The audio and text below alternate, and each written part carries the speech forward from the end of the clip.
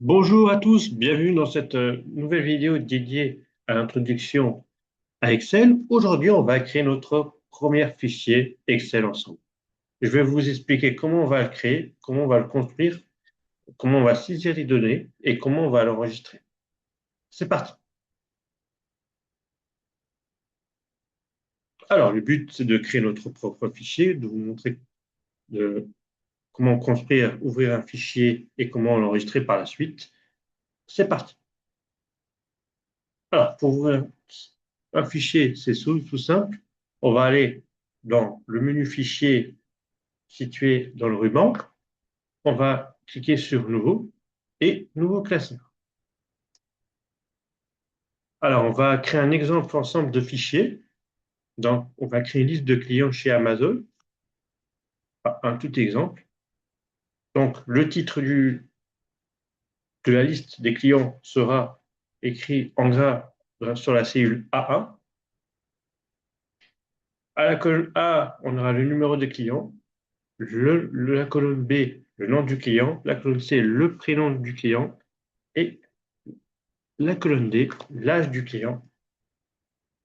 On fera aussi une mise en forme de cette saisie de données pour le numéro de client qui sera mis en rouge sur un fond jaune, pour le nom du client sera en bleu en gras, et le prénom en vert en italique. Bon, c'est assez drôle, mais c'est un peu pour vous montrer comment on construit, comment on manipule un peu les données.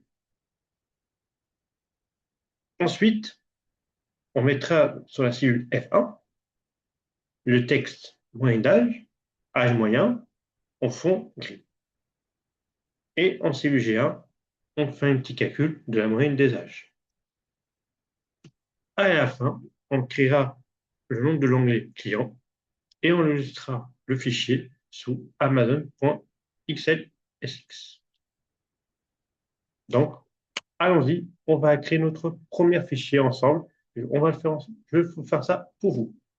Allons-y.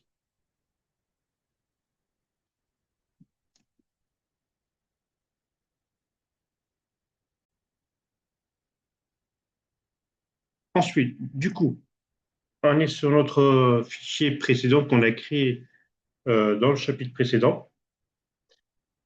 On va ouvrir un nouveau fichier pour qu'on va saisir la liste des clients, dédié à la liste des clients. Alors, on va dans Fichier sur le ruban, Fichier, voilà, Fichier, pardon, c'est un petit peu bugué, voilà, très bien, Fichier, Nouveau et Nouveau classeur, tout simplement pour créer un fichier vierge. Voilà, ça charge, très bien. Voilà, du coup, alors on va saisir ensemble tout ce que ça a été demandé, la liste des clients. Alors, du coup, on va commencer par le titre. Le titre, vous pouvez choisir le nom, c'est à vous de voir. Moi, je vais mettre liste des clients chez Amazon.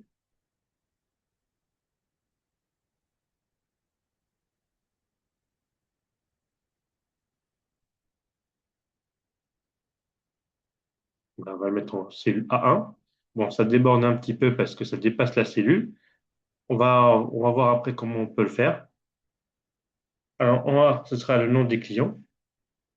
On va mettre numéro de client, faire numéro, faire num, je vais faire num de client. Je vais mettre le titre en haut. Alors, le nom,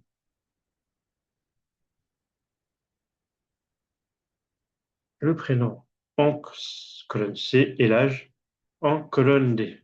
Voilà, on a les titres. Je préfère en deuxième ligne, pour ma part, je préfère mettre en première ligne le nom de la saisie de données et le nom des colonnes en deuxième ligne.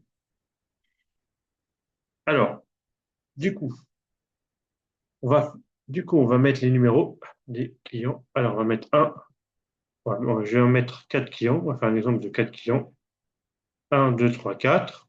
On va mettre comme ça. Les noms de clients, on peut faire Martin. On va mettre Martin. On peut mettre n'importe quel prénom. Ah, vous êtes libre de choisir. Salomé, on va mettre Martin Salomé, il y a 23 ans, par exemple. Allez. Dupont, Alain Dupont, allez. Dupont, Alain,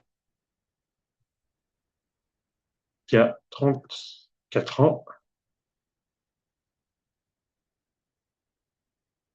Sané, par exemple, allez. On va mettre Ali, qui a 43 ans.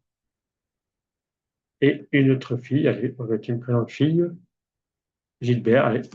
Gilbert, Marie, voilà,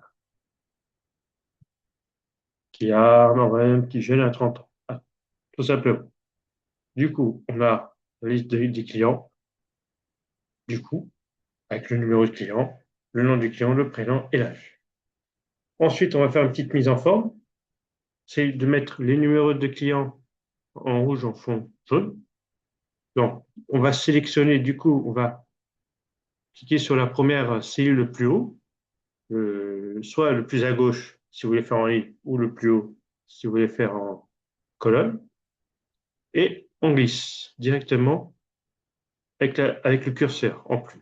Le curseur, du coup, on va sélectionner la colonne, on fait en fond jaune, du coup, c'est déjà préparé. Pour le fond jaune, c'est ce petit icône-là, si on veut colorier la cellule, couleur de remplissage, et la police, la couleur de police, juste à côté, le signe A. C'est la couleur de la police, c'est l'écriture, la couleur du caractère, de l'objet. Voilà. 1, 2, 3 et 4. Voilà. Tout ça qui est coloré au fond jaune et le texte c'est coloré, le numéro sont colorés en rouge. Du coup, on va mettre pour les noms en bleu et en gras, pour le nom, pardon. Alors, on va mettre en gras, c'est G. G, c'est gras, ça veut dire gras. Donc, c'est dans la liste des fonctionnalités. On a dit que ça permet de modifier les données qui se situent dans la feuille de calcul. Et en bleu, on va mettre en bleu, on va dans A, couleur de police, et on choisit la couleur bleue. On va mettre un peu plus foncé. Ouais, on va mettre un peu plus foncé. On va prendre celui-là. Les couleurs standards. On a plusieurs palettes de couleurs hein, qui est proposée et on a des couleurs standards qui sont les plus utilisées. On va prendre une couleur standard, par exemple, ou comme vous voulez. Bon, je vais prendre une petite couleur standard pour commencer. On a les noms et pour les prénoms, ce sera en vert et en italique. Donc, on va sélectionner aussi la colonne C de Salomé à Marie en glissant de Salomé jusqu'à Marie. Comme ça, ce sera plus rapide, hein, ça évitera de faire un en un en du temps. Il vaut mieux faire en sélectionnant toutes les données qu'on veut modifier. Du coup, on va mettre en var et en italique. Du coup, on va mettre I, c'est-à-dire italique. Donc, c'est en italique, du coup, on voit bien que l'italique, c'est un petit peu incliné. Et on va mettre en vert. Donc, on va aller dans A, dans les couleurs de la palette des couleurs, on va mettre vert, et je prends un couleur standard pour voir. Du coup, voilà. Donc, on a les prénoms qui sont en vert, mais en italique. Du coup, on a dans la cellule F1, on va mettre âge moyen, la caractère âge moyen, qui est au fond gris et en gras. Allons-y. On va mettre ici, on sélectionne la cellule F1, ici, et on tape âge moyen.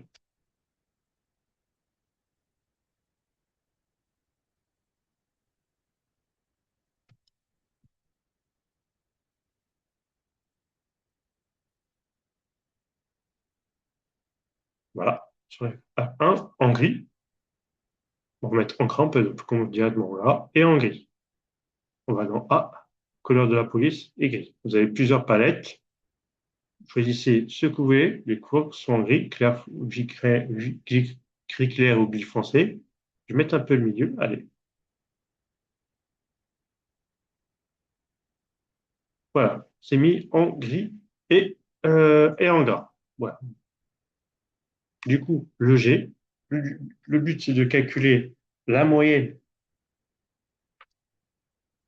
des âges. Du coup, au lieu de faire un calcul à la main, on peut directement calculer ici. Du coup, il y a deux façons de le faire, hein. Soit on tape directement dans la cellule, ou sinon on peut aller dans la barre de formule, comme vous voulez vous le voir. Bon, en général, c'est plus rapide d'aller directement dans la cellule. Bon, je vais aller directement dans la cellule. On va faire moyenne. C'est le calcul que vous voulez faire, la formule que vous voulez. Directement, il y a une liste déroulante qui vous propose. Pour être plus rapide, Excel a des dispositions pour que ce soit plus rapide, à éviter de réécrire les formules. Du coup, on claque moyenne. Dans la moyenne, on a nombre. On a déjà indicateur, il nous indique un suivi. Ça veut dire que ça nous aide à trouver les nombres de quel type de données on veut le mettre. Voilà. Du coup, on va sélectionner toutes les nombres des âges, du coup, parce qu'on veut calculer la moyenne des âges. On va sélectionner les âges. On va commencer du premier le plus haut, comme je l'ai dit, et on sélectionne. On glisse jusqu'à 30, jusqu'au bout, jusqu'au dernier valeur qu'on veut sélectionner. Et on ferme la parenthèse. Voilà. D'accord. Donc, chez Excel, bon, on y dira un chapitre spécial dans les formules, mais je vous explique. Chez Excel, on met égal le nom de la formule et les valeurs qu'on veut utiliser pour la formule. Voilà, tout simplement. Du coup, il affiche 32,5. C'est la moyenne d'âge de nos clients. Voilà. Alors, pour les titres, alors, je vais vous faire un petit bonus. Pour les titres, on avait dit A1. B, j'ai envie de mieux le présenter. Parce que là, c'est pas très propre. Du coup, pour que ce soit plus clair, on peut fusionner les cellules pour que ce soit plus présentable, pour éviter d'avoir des, pour éviter d'avoir des cellules. Par exemple, je tape dans le B1, qui est libre en réalité, qui est une cellule libre, hein, parce que dans le A, on voit bien dans la barre de formule que c'est déjà, le caractère est déjà nommé, mais dans le B1, je suis dans le B1, il n'y a rien. Je peux du coup taper dessus. Je peux taper un caractère. Donc ça efface un petit peu le caractère qui est mis sur le A. Du coup, on va peut-être fusionner les cellules de A à D pour faire un beau chapitre, pardon, un beau tableau qui sera plutôt mieux présenté. Voilà. Du coup, on sélectionne là toutes les cellules qu'on veut fusionner, toujours en cliquant là et en faisant glisser. Là, on l'a fait de la gauche jusqu'à la droite. Toujours commencer du haut en bas ou bas en haut, comme vous voulez, et sélectionner de la gauche à la droite ou de la droite à gauche, comme vous voulez. On sélectionne les cellules et on clique sur fusionner. C'est le petit logo qui est là, fusionner centré, qui est dans la partie alignement de notre fonctionnalité d'outil. Ensuite, voilà. Et c'est présenté comme ça. Et toutes les cellules sont fusionnées. Du coup, A1 écrase les données de B1, C1 et D1. Et on peut même, on va mettre en gris. Non, on va mettre en noir, et on va faire un petit fond gris un peu plus foncé. Allez, on va le mettre un peu plus foncé. Non, non, on va colorer un petit peu le sujet, on va le mettre un peu plus foncé comme ça. Liste des clients chez Amazon. Voilà. Le petit seau avec la peinture, hein, le petit seau d'eau, le petit seau qui coule, hein, le liquide. Donc, c'est le logo de la couleur de la cellule. Et on peut même faire de même avec les noms des colonnes. Du coup, on va mettre en gras et on va centrer. On peut centrer. Du coup, pour centrer, on clique sur, on va dans Aliments et Centrer. Gauche. Si on veut le mettre à droite, on cliquera sur le logo à droite. Alors, par exemple, là, ou centrer à gauche. Mais par défaut, chez les chaînes de caractères, Excel met les textes à gauche. et les noms sont mis par défaut à droite. Voilà, comme on voyait dans la colonne D. Du coup, on va centrer un peu les cellules et on va mettre au centre. Et on va colorer un petit peu. Bon, c'est du bonus, hein, plus clair, pour que ce soit plus présentable. Voilà, pour ce partie un petit peu saisie des données. Et un peu fashion, comme on dit. Du coup, on va mettre dans le nom d'anglais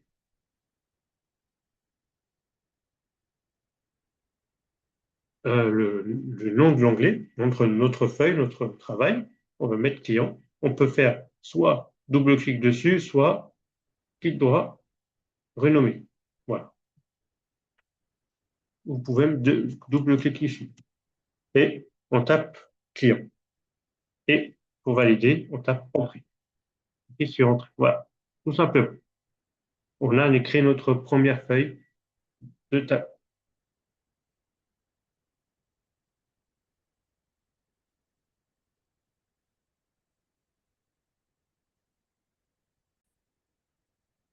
Du coup, pour enregistrer notre fichier, si c'est la première fois que vous enregistrez le fichier, on va enregistrer sous.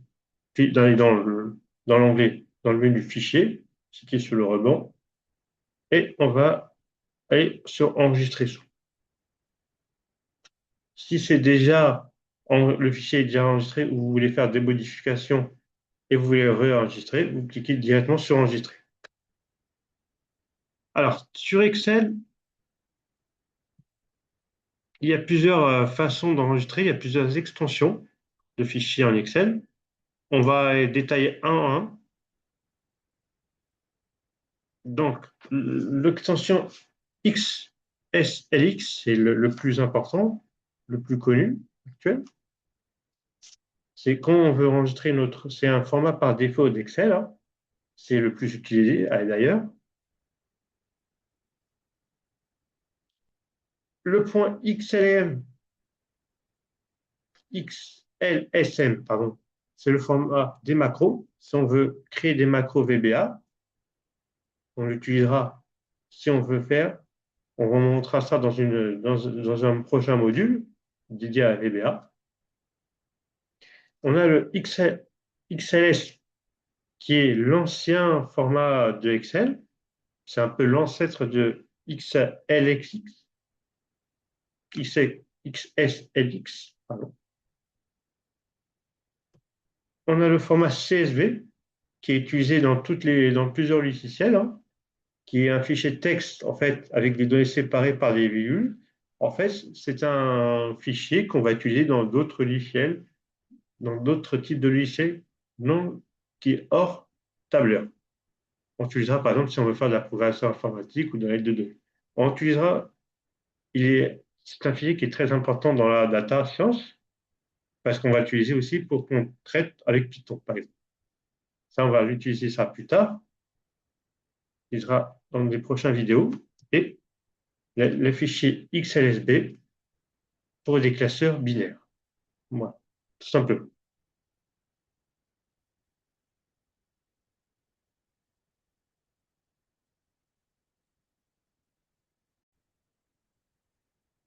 Du coup, on va revenir dans notre fichier Excel pour enregistrer notre donnée. Du coup, sous le nom Amazon en minuscule. Du coup, on va cliquer. Il y a deux façons d'aller enregistrer nos fichiers. On a le petit logo qui est juste au-dessus, tout en haut, ou CTRL S en clavier, ou sinon on va dans Fichier et on a le bouton Enregistrer sous. OK.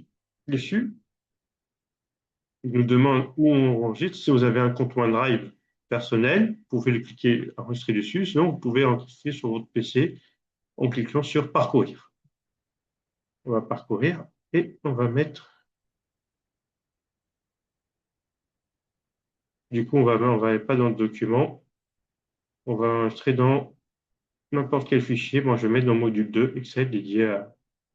Et on va mettre Amazon. Du coup, on tape ici Amazon. Il nous demande de choisir les extensions. On a plein de listes d'extensions. L'Excel normal, c'est le plus utilisé. Excel XL.S, c'est le 97 2003, pardon, le fichier Excel, le CSV, XLM, ou sinon, on a des fichiers dans d'autres logiciels tableurs, ou voilà, par exemple, ODS, Open Document, ou XPS. Et on a des fichiers texte comme texte, Macintosh ou CSV, tout simplement pour utiliser, si on veut utiliser le fichier Excel dans un autre logiciel hors tableur. Du coup, on va cliquer sur classeur Excel et on va cliquer sur enregistrer. Voilà. Du coup, le nom du fichier est mis par défaut. On va cliquer sur enregistrer sur ce PC, ici, et on voit bien que le nom du fichier est mis sur amazon.xlx. C'est le fichier basique de Excel. Voilà, tout simplement, c'est voilà, c'est enregistré, tout simplement.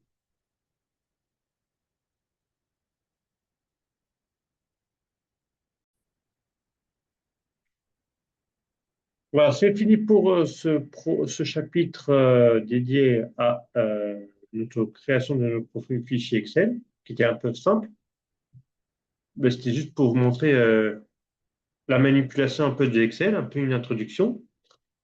Par la suite, je vais vous proposer de faire un petit exercice, c'est de créer une liste de courses de clients chez Uber, de saisir un tableau de données chez Excel avec la liste, en prenant la liste des courses chez clients chez Uber. Du coup, par exemple, sur 3 clients, on a Martin qui a parcouru 8 km en 15 minutes à Marseille, 12 km en 8 à Paris, Dupont qui a parcouru 4 km en 9 minutes à Paris et 17 km en 29 minutes à Lille. Et Marie a parcouru 6 km en 10 minutes à Marseille. Le but, c'est d'établir un jeu de données avec l'exemple des listes de courses en s'inspirant un petit peu de l'exemple que je vous ai montré avec l'exemple d'Amazon, tout simplement. Du coup, le titre ne change pas en A en gras. Dans la colonne A, on a un numéro de course, colonne B, dans le client, le C, la distance, le D, le temps, et le E, la ville. La mise en forme, ce sera un peu diffus, à peu près identique, hein. Je vous demande juste de faire dans le numéro de course un rouge, écrit en rouge, un fond jaune, le nom en bleu, en gras, et la distance en rouge, en italique et gras. Ça sent italique et gras. Ensuite, la cellule G1, je vous propose d'écrire distance totale. Et en F1, la somme totale des distances. Mais attention, la distance totale doit être en fond bleu, simplement. Donc, le nom de l'onglet sera client et je vous enregistrerai le fichier sous client tiré du bas Uber en XL et X, tout simplement. Et ce sera tout pour aujourd'hui, pour ce cours. Et je vous remercie pour d'avoir écouté, suivi ce cours. J'espère que vous avez apprécié que je vous explique un petit peu l'introduction, la création d'un premier fichier. N'hésitez pas à regarder le lien qui est en dessous de la vidéo, à suivre mes cours de Go Setup, bien sûr, et je vous retrouve pour une prochaine vidéo dédiée à Excel. Et je vous ferai aussi la correction de ce petit exercice. À bientôt.